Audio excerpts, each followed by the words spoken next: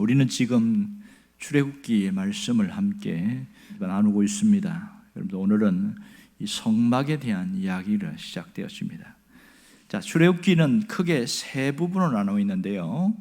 1장부터 18장까지가 한 부분이고, 그리고 19장부터 24장, 25장부터 40장 이렇게 나누어 있습니다.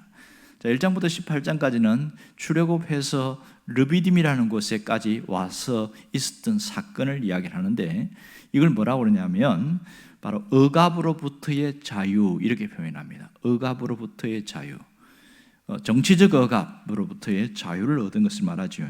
그들이 노예로 살다가 얼마나 고통스러운지 알고 하나님의 은총으로 해서 자유함을 얻었다. 두 번째는 19장부터 24장까지인데 법을 통한 자유입니다. 자, 몸은 자유했지만 아직 정신은 노예 상태로 있었던 것이죠. 그래서 성숙한 자유인이 되려고 하면 법이라는 게 있어야 됩니다. 사람이 자유했다고 자유한 게 아니에요.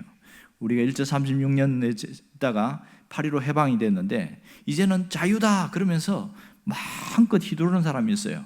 그리고 막 도덕도 지키지 않고 사람들에게 해를 가하고 당신 왜 이렇게 그러냐, 내 마음이다, 내 자유다 이렇게 하는데 그건 자유가 아니라 방종이다 이렇게 이야기합니다. 억압으로부터 자유한 것은 그들의 정체성을 회복하는 것이고, 이제는 법으로 통하여 자유함을 얻는 것은 그들의 정신이 진정한 자유를 누릴 수 있게 하는 것이죠. 그 다음에 세 번째 25장부터 40장까지 내용은 성막이 나오는데 예배를 통한 자유입니다. 성막과 예배는 연결되어 있거든요. 그러니까 예배를 통한 이스라엘 공동체 전체가 성숙해 나가는 과정을 보여주고 있습니다. 자, 출애굽기 25장부터 40장까지는 성막에 대한 이야기인데요. 오늘 25장을 보고 있습니다. 25장에는 이 성소에 대한 이야기, 먼저는 1절부터 11절까지는 성막을 만들 때에 뭐가 필요한지 그 필요한 것에 대해서 나오고 있고, 그 다음에 10절부터 22절까지는 증거궤, 회막에 있는 증거궤, 법궤를 이야기하고 있고요. 그 다음에 23절부터 30절까지는 진설병을 놓는 떡상입니다. 그러니까 떡상이라고 생각하시면 되겠지요. 그리고 31절부터 마지막 40절까지는 등잔대와 기구들에 대한 이야기 이렇게 정리되고 있는데요. 자, 성경을 읽는 사람들, 통독을 하는 사람들에게 이 고지대, 아주 높은 산맥과 같은 곳이 있는데, 그것이 창세기가 끝나고 나서 출애굽기를 야심차게 출발했는데 어디서 걸리냐면 25장에서 딱 걸려버려요. 안 넘어가는 거예요. 읽어도 무슨 말인지 무슨 내용인지 도무지 이해가 안 가는데, 이게 장장 끝날 때까지 40장까지 이어지니까 너무너무 힘들다 이렇게 이야기합니다. 그러면 왜 성막에 대한 이야기를 이렇게 많이 써놨을까? 그런 의문점을 갖게 되죠. 가만히 보면 성막에 대한 전체 레위기까지 포함해서 약 50장 정도 돼요. 굉장히 많지요. 마태복음은 28장이고 마가복음은 16장까지 되어 있습니다. 자, 이렇게 양이 많다는 것은 무슨 얘기를 하고 있습니까? 그만큼 중요하다 그런 뜻이죠. 성막을 이해를 못할 뿐이지 하나님이 보실 때 중요하기 때문에 자세하게 기록하겠습니다. 두 번째 성경 통독의 산은 뭐냐면 레위기입니다. 레위기의 산은 가히 힘듭니다. 내용도 어렵고 상황도 어렵고 어렵습니다. 그런데 레위기는 무슨 내용이냐? 성막 운영 지침서입니다. 이 성막을 어떻게 할 수 있을 것인지, 어떻게 사용 설명서, 운영 지침서 이렇게 표현할 수 있습니다. 그만큼 중요한데 우리가 출애굽기를 읽으면서 느끼는 의문점들이 몇 가지가 있습니다. 여기도 써놨습니다만은, 하나는 하나님이 이스라엘 백성들을 해방시켰는데 율법을 주셨는데 왜 굳이 율법을 주셨냐? 이것이 상당히 의문점이 될 수 있습니다. 왜냐하면 율법이라는 것은 사람들이 해라 하지 마라가 대부분이니까 어떤 억압하는 것으로 느껴질 수 있단 말이에요. 굳이 율법을 줄 필요가 뭐 있겠냐 이렇게 말하고요. 근데 그 다음에는 율법을 주신 다음에 또 성막이라는 것을 지어라 이렇게 이야기하는 겁니다. 이해가 안 되죠. 자, 보세요. 해방과 율법과 성막 이 세 가지가 흘러가는데 왜 이 광야 생활 얼마나 뜨겁고 때가 뺏어 힘들겠습니까? 좀 쉬게 놔두지 굳이 또 성막을 장장 긴 시간 동안 짓게 만드는 이유가 뭐냐? 그런 의문점을 갖게 되어지는 거죠. 결국은 하나님은 이스라엘 백성들을 누구보다도 잘 알고 있다는 것을 알아야 됩니다. 그래서 그들이 어떤 상태에 있는지, 어떻게 해야 그들이 성숙한 자유인이 될 수 있는지 너무 잘 알기 때문에 하나님이 법을 주시고 또 성막이라는 것을 주셔서 그들을 성숙한 자유인이 되도록 훈련시켰다는 것을 알 수 있습니다. 잘 보세요. 하나님이 자유를 주기 위해서, 육체의 자유를 주기 위해서 뭐 했습니까? 탈출시켰어요. 해방을 맞이하게 됐잖아요. 그 다음에 그들에게 더 큰 자유를 주기 위해서 뭘 주냐면 법이라는 걸 줬습니다. 법이라는 걸 줘서 자신이 방종하지 않는 태도 안에서 성숙하게 갈 수 있도록 그렇게 했단 말이에요. 그리고 더 높은 수준의 자유를 주기 위해서 하나님이 성막을 주셨어요. 성막은 굉장히 중요한 법입니다. 어떻게? 하나님을 섬기는 자유가 성막을 통해서 이어지고 있습니다. 그러니까 이 과정을 보면 성막 안에 뭐가 있어요? 십계명이 있잖아요. 이미 우리는 20장에서 십계명을 보고 왔지만 사실은 25장부터 주어지는 때에 십계명을 모세가 받아 내려오거든요. 그 과정이 뒤에 다시 자세하게 이어지고 있는데 20장에는 이미 십계명이 있다는 것을 보여준 것이고요. 그 다음에 어떻게 십계명을 받았는지가 25장부터 이어지는 얘기 속에서 나타나고 있습니다. 32장에 보면 그 내용들이 정확하게 나오고 있죠. 그러면 십계명이 돌판 2개잖아요. 이거 받아 내려오는데 얼마나 시간 걸렸어요? 무려 40일 걸렸습니다. 그것도 모세가 그 시내산 높은 산에 올라가가지고 아무것도 먹을 수 없고 물도 없어요. 거기서 40일 동안 금식, 물도 안 먹는 금식을 하고서 받은 게 십계명입니다. 하나님이 능력이 없어서 40일 동안 그거를 하나님이 쓰게 하셨을까? 아니지요. 왜 40일이라는 기간을 줬을까요? 그 기다림의 시간은 훈련의 시간이었습니다. 테스트하는 하나님의 훈련의 시간이었어요. 기다리는 훈련이죠. 근데 저 밑에 있는 백성들은 훈련에 불합격됐습니다. 못 기다리고 모세가 죽었다고 생각하고 하나님을 만들어내는 그런 어처구니 없는 일이 생깁니다. 그래서 다시 또 올라가서 40일 금식하고 두 번째 돌판을 갖고 내려오는 그런 일이 있습니다. 결국 이 율법을 이미 받기도 전에 이스라엘 백성들이 율법을 너희들 받을 거냐 하니까 아멘, 저희들이 하나님 주신 율법대로 하겠습니다. 그게 24장이거든요. 그런데 율법을 다 받기도 전에 이미 기다리면서 벌써 실패해버렸어요. 하나님이 그들의 심성을 아시고 그래서 그 기다림 속에서 실패한 것을 어떻게 회복할까 하는 것이 성막입니다. 왜냐하면 율법을 주면서 뭐 했어요? 언약식을 했잖아요. 언약식이 뭐예요? 짐승 쪼개놓고 왕이 큰 자가 한 번 지나가고 작은 자가 지나가고 그러니까 왕이신 하나님이 지나갑니다. 이 법을 지키지 않으면 짐승이 갈라진 것처럼 너의 생명도 쪼갤 것이다. 그게 언약식이거든요. 그거 24장에서 다 했단 말이에요. 그런데 25장에 와가지고 지금 이 이야기에서 성막을 주는 것은 이미 이들이 실패할 걸 아시고 이것을 회복할 수 있는 방법이 뭘까? 하나님이 그래서 성막이라는 것을 주셨다는 것을 알아야 됩니다. 성막은 뭐라고 준 것이죠? 하나님께서 그들을 회복시키는데 어떻게? 계약 관계가 파괴된 것을 온전히 회복시키는 방법으로. 그래서 이것은 하나님이 그들을 다시 살리기 위한 하나님의 대안책이라는 것을 잊지 않아야 됩니다. 하나님의 대안책이었습니다. 자, 또 하나는 성막은 그 율법의 실패를 회복시키고 그들을 용서하시며 다시 일으켜 주시려는 하나님의 전략입니다. 성막에서 지어놓고 뭐 합니까? 제사 드리잖아요. 제사 왜 드려요? 자신의 죄 때문에 그 죄에 대해서 하나님 용서해 주세요. 이게 성막에서 일어나는 일이거든요. 이게 하나님의 전략이에요. 그러니까 성막은 벌 받은 사람에게 제사를 드리게 해서 죄 용서를 하게 하시려는 것이다. 놀랍지 않습니까? 하나님이 이미 아시고 그것을 이야기하고 있습니다. 또 하나 하나님의 깊은 뜻이 있어요. 이 성막은 뭐냐면 하나님의 뜻이 무엇인가를 바로 배우고 알아서 실천하게 하는 겁니다. 하나님의 뜻을 알아가는 것이 성막의 내용입니다. 결국 이 성막은 뭐 하게 하려는 거예요? 이스라엘 백성들을 새로운 출발을 하게 하려는 겁니다. 새 출발을 하게 하려는 것이 성막의 굉장히 중요한 부분을 차지하고 있습니다. 그러니까 이 성막은 장소적인 의미보다는 하나님이 거하시는 곳이고 또 하나님을 위한 장소가 성막이라는 사실입니다. 하나님이 눈에 보이지 않잖아요. 근데 지성소에다가 하나님이 계신다고 해서 정거궤, 법궤 이렇게 놓게 해서 아하! 하나님이 저기 계시는구나. 그것을 인식하고 살도록 한 겁니다. 그러니까 성막은 하나님이 우리 가운데 거하시려는 공간이다. 성막 가운데 두고서 하나님이 여기 계신다는 것을 인식하게 하려고, 형상은 없지만 하나님이 임재해 계신다는 것을 인식시키려는 것입니다. 그럼 이 성막에는 새로운 특징이 있는데, 성막의 특징이 세 가지가 나와요. 하나는 뭐냐? 성막은 사람이 사는 천막과 같은 모양으로 세웠어요.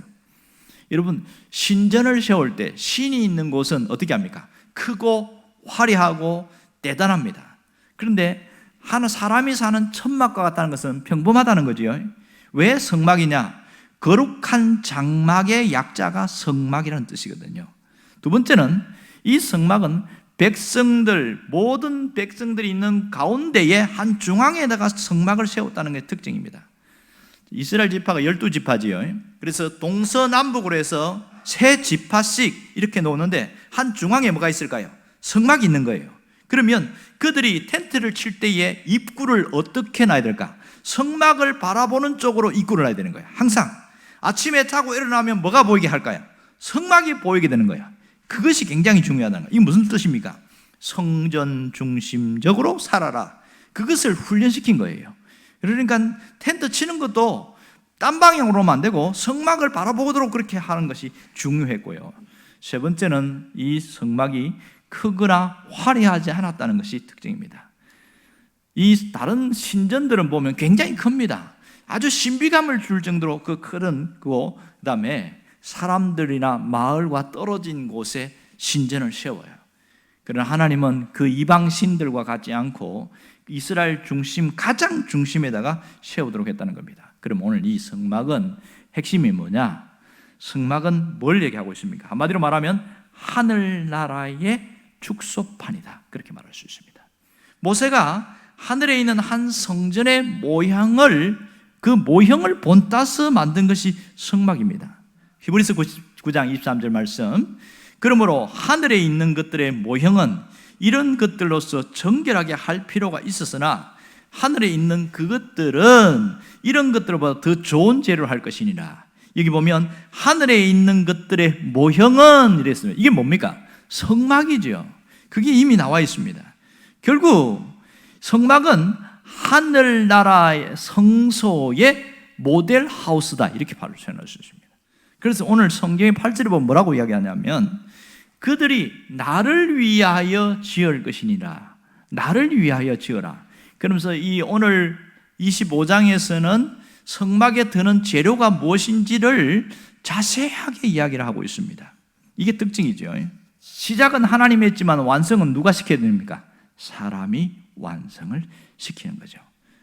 왜 하나님이 하늘에서 성막을 만들어 갖다 주지 않고 설계도만 주고 만드는 것은 사람을 시키겠을까요? 여기는 깊은 뜻이 있습니다. 성막을 만드는 것이 여기에 하나님의 놀라운 은혜가 있는데, 그게 뭐냐면 참여하는 기쁨을 누리게 하려는 겁니다. 참여하는 기쁨을 누리게 하는 것. 그리고 하나님의 축복과 영광을 나누어 주려고 하는 겁니다. 이런 하나님의 깊은 뜻이 있습니다. 이 성막의 삶은 굉장히 느려요. 거의 시간이 안 가는 것처럼 천천히 느림 속에서 이루어지는 게 성막의 모습입니다. 그러니까 성막 중심의 삶은 굉장히 느립니다. 그런데 우리의 현실은 어떻습니까? 굉장히 빠르게 가고 있지요. 지금 우리의 현실을 봐도 느리게 가면 살아남지 못한다, 그런 생각합니다. 신앙생활은 굉장히 빠르게 가는 것이 아니라 성숙과 성장은 느림을 통해서 완성된다는 것, 이게 세상의 현실과 정반대는 것이 우리의 현실 모습입니다. 그러니까 휴대폰도 보면 얼마나 자주 바뀝니까? 컴퓨터 2년만 쓰면 벌써 못 써요. 굉장히 빨리빨리 바뀌어가지고, 그러니까 너무너무 빨리빨리 바뀌니까 못 따라오면 실패자나 낙오자처럼 취급되어지는 게 우리의 현실이에요. 그런데 어떤 기업은 반대로 하는 사람이 있었습니다. 이 기업이 어디냐면 탁월한 CEO가 되기 위한 4가지 원칙이라는 그 책에서, 이 저자가 누구냐면 패트릭 렌시오니, 이 사람이 쓴 책인데, 거기에 보면 무슨 사업체가 나오냐면 텔레그라프라는 회사가 나오는데, 이 회사는 굉장히 느리게 가는 거예요. 느리게 가지만 아주 성장을 많이 한 이 회사인데, 이 회사가 성장할 수 있는 비결은 뭐냐? 느리지만 건강한 회사이기 때문이다, 이렇게 말합니다. 느리지만 건강한 회사다. 그래서 이 그 회사의 대표가 항상 하는 말이, 회사 설립의 이념과 사명을 강조하면서 손해를 보더라도 그것을 안 놓치려고 반복하고 숙지하고 애를 썼어요.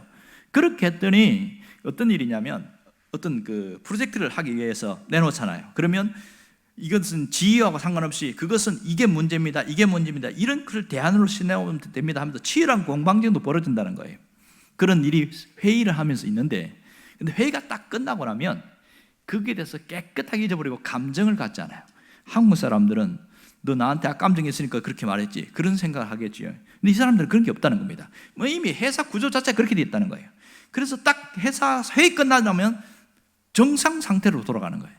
그것이 훈련이 되다 보니까 계속 회사는 성장하더라. 그것이 이제 이 책의 내용입니다. 자, 십계명은 사실은 별로 필요 없는 것처럼 취급되어집니다. 그래서 사문화된 법령처럼 보여요. 그러나 이것이 신앙인들의 신앙을 정신을 이어가게 하는 설립 이념이자 사명이라는 것을 알아야 됩니다. 십계명과 함께 주어진 게 뭐예요? 성막이에요. 성막은 비천한 노예였던 이스라엘 백성들을 존귀한 제사장의 나라로 세우기 위한 하나님의 배려가 있습니다. 왜요? 율법만 주면 이거 안 지키면 어떻게 됩니까? 다 죽을 판이잖아요. 그런데 성막을 통해서 죄 용서받는 길을 열어놨잖아요. 그들이 죽지 않게끔 하나님이 그렇게 하셨거든요. 그래서 오늘 놀라운 건 뭐냐면, 십계명은 오늘의 성경이라면 성막은 오늘의 교회와 같다, 이렇게 말할 수 있죠. 교회는 어떤 것입니까? 예수님이 몸으로 직접 세우신 거룩한 기관이요 신앙 공동체가 교회입니다. 교회가 뭐냐? 건물이 교회가 아니라 신앙인들이 신앙 고백으로 함께 뭉친 사람들의 공동체가 교회다. 이것을 교회론에서는 무형교회, 이렇게 표현합니다. 건물은 언제나 무너질 수 있지만 신앙 공동체는 무너지지 않고 계속 유지되어 왔지요. 이게 차이점입니다. 오늘 구약에 보면 교회의 모델이 한 5가지가 나옵니다. 첫 번째 교회의 모델은 노아의 방주입니다. 노아의 방주가 구원에 하는 교회와 같은 존재다, 이렇게 되어 있고, 두 번째는 광야 교회입니다. 사도행전 7장에 보면 스데반이 설교하면서 이스라엘 백성들의 광야 생활 자체를 광야 교회다, 이렇게 이야기했어요. 그 다음에 세 번째가 뭐냐면 성막이에요. 오늘 우리가 보는 것처럼 성막이 교회다는 것을 알아요. 자, 이제 성막을 공부하는 사람들은 성막 하면 뭐가 떠올라야 됩니까? 교회가 떠올라야 돼요. 이게 차이점이죠. 그 다음에 교회의 모형은 이스라엘 백성들이 나라를 잃고 난 다음에 세운 게 회당이었어요. 회당. 예수님 시절에도 회당이 많았잖아요. 이게 교회의 모형이었다가 예수님이 부활 승천하신 다음에 초대 교회가 시작되면서 정식 교회의 모델로서 우리에게 주어졌습니다. 초대 교회. 이렇게 5가지라는 것을 알 수 있습니다. 자, 그러면 우리가 잊지 말아야 될 건 뭐냐면, 이 성막이라는 것은 성소인데 어떤 성소냐? 이 땅에 세워진 2번째 성소라는 것을 알 수 있습니다. 자, 성막은 성소와 같은 개념이지요. 자, 다음에 이야기를 할 겁니다만 먼저 미리 이야기할 거는, 성막에는 이름이 여러 가지가 있어요. 하나는 증거막, 그 다음에 성소, 회막 이런 표현이 나옵니다. 이 지금 출애굽기에 계속 나타나는 게 그런 표현이거든요. 성막은 뭐고 성소는 뭐고 같은 개념으로 이해하시면 돼요. 성소는 뭐냐면 성소 안에, 성막 안에 이렇게 해달빛 가죽으로 덮어놓은 것이 있는데 그게 뭐면 성소와 지성소 나눠지잖아요. 그러니까 모아서 성소 이렇게 한마디로 합니다. 여기서 말하는 성소는 바로 성막을 이야기하면 됩니다. 지금 첫 번째 성소는 어디냐? 에덴 동산입니다. 하나님이 에덴 동산을 하나님과 함께 대면하고 하나님께 함께 친밀한 교제를 나누는 성소로 만들었습니다. 두 번째는 성막, 그거 성소라고 그러죠. 두 번째는 성막입니다. 세 번째 성소는 성전입니다. 예루살렘 성전, 솔로몬의 성전과 스룹바벨 성전과 헤롯 성전, 성전이 유형 성전이 세 개가 있었죠. 그런 성전이고요. 네 번째 성소는 뭐냐? 예수님 자신이 성소라는 겁니다. 예수님 자신이 내가 성소다 이렇게 이야기하고 있습니다. 여러분, 예수님이 십자가에서 죽으심으로써 그리고 부활하셨잖아요. 그러니까 예수님은 살아계신 성전이라는 사실을 이야기해야 됩니다. 그때 요한복음 2장에 보면 이 성전을 헐라 내가 사흘 만에 다시 지으리라 그런 얘기 하잖아요. 거기서 보면 예수님 자신이 성전인 것을 알 수 있습니다. 결국은 구약의 모든 제사는 예수님의 모든 부활 성천으로 완성되어진 것을 알 수가 있습니다. 그 다음 다섯 번째 성소는 교회입니다. 교회 공동체가 성소입니다. 자, 여기서 교회 공동체로 말할 때는 건물입니까? 사람입니까? 사람을 말합니다. 신앙 고백으로 분명한 사람, 이 사람을 말하고 있죠. 고린도후서 6장 16절에 보면 우리는 살아계신 하나님의 성전이다. 바울이 정확하게 이야기하고 있어요. 그래서 교회를 꼭 쓸 때 뭐라고 표현하냐면 주님의 몸된 교회라는 용어를 쓰죠. 그리고 여섯 번째가 하늘나라 성소입니다. 자, 그러면 성막을 통해서 이스라엘 백성들은 무슨 생각을 했을까? 하나님이 우리와 함께 계신다. 그것을 직접 그들이 느낀 거죠. 하나님이 우리와 함께 계신다는 말이 무슨 뜻입니까? 임마누엘. 예수님이 태어났을 때에 아들을 낳으리니 그 이름을 임마누엘이라 하리라. 마태복음 1장 18절 말씀, 임마누엘. 그 뜻이 뭐라고요? 하나님이 우리와 함께 계신다.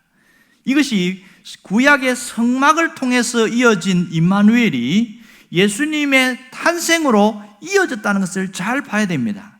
하나님이 우리와 함께 계신다. 지금 부활 성천에서 하나님 보좌 우편에 계시지만 그분은 우리 안에 성령으로 오셔서 임마누엘로 임재하신다는 것을 잊지 않기를 원합니다. 결국 여기서 핵심이 뭐냐면 이 임마누엘은 이스라엘의 죄를 가리우는 어린 양의 피, 이것을 강조하고 있는 것이죠.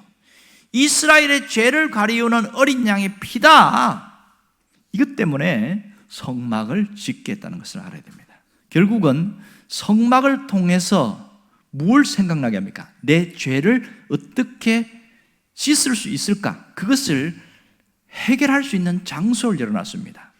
결국은 어린 양의 피라는 말은 다른 말로 하면 속죄, 속죄라는 단어가 굉장히 중요합니다. 레위기까지 가면 속죄라는 단어는 무지하게 많이 나옵니다. 어린 양의 피, 다른 말로 뭐라고요? 속죄, 이렇게 쓰시면 됩니다. 죄를 덮어버린다 이런 뜻이죠. 그거 아시죠? 가끔 요즘 겨울처럼 눈이 많이 내릴 때에 쓰레기장 같은 데 보면 지저분한데 눈이 한 7cm 딱 내리니까 하나도 안 보여요. 눈이 다 덮어버렸어요. 그 모든 오물과 쓰레기를 덮어버려갖고 오히려 보면 멋있게 보여요. 사진을 찍어도 멋있게 나옵니까? 왜 그렇습니까?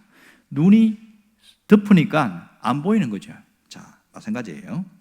우리의 죄가 많은데 이 죄를 어린 양의 피, 예수님의 피로 덮어버리니까 그 죄가 없어진 거예요. 아예 감추어진 정도가 아니고 어린 양의 피는 죄를 씻어버리는 강력한 능력이 있습니다. 그래서 하나님이 뭐라고 그러냐면 어린 양의 피가 있는 사람에게는 죄를 도무지 기억하지 아니하리라 이렇게 이야기합니다. 심지어 재미있는 표현까지 쓰죠. 빽빽한 구름이 사라짐같이 너의 죄를 도말했다, 없애버렸다, 이렇게 표현합니다. 그래서 예수님의 보혈이 얼마나 중요한가를 잘 보여주고 있지요. 그러면 오늘 자세하게 우리가 성막에 대해서 함께 배웠잖아요. 그러면 내가 이걸 알면 어떻게 살아야 하는가? 이렇게 성막에 대해서 충분히 이해하고 깨달았다면 우리가 어떻게 살아야 합니까? 바로 우리의 영혼이 하나님이 거하실 성소가 세워지도록 해야 된답니다. 우리의 영혼이 하나님이 거하실 성소가 세워지게 하라. 이게 내가 해야 할 일입니다. 무슨 뜻일까요? 우리 삶이 성전 중심이 될 때에 하나님의 성소가 세워져 나간다는 겁니다. 그러니까 성전 중심의 생활이 얼마나 중요하냐? 왜 중요해요? 신앙생활의 온도계 때문에 그렇습니다. 성전 중심 생활, 이 예배는 우리 삶 전체를 재는 온도계라는 사실을 잊지 않기를 원합니다. 그러므로 하나님 앞에 나의 자세, 이것은 나의 영적 상태를 측정하는 온도계입니다. 다른 말로 해서 예배는 나의 영적 상태를 측정하는 온도계입니다. 성막이라는 것은 교회라는 이야기를 했어요. 그러면 내가 이걸 안다면 어떻게 살아야 된다고요? 우리의 영혼에 하나님이 거하실 성소가 세워지게 하라. 이 말은 다른 말로 성전 중심 신앙생활을 하면 된다. 그래서 내가 예배를 어떻게 드리냐, 이것이 우리의 영적 상태를 재는 온도계 됩니다. 우리 삶의 온도계는 예배 중심에서 시작되어지고 예배를 통해서 마치게 되어지고 결국은 삶의 예배가 될 때에 하나님이 영광 받으신다는 사실을 잊지 않기를 주의 이름으로 축원합니다. 기도하겠습니다.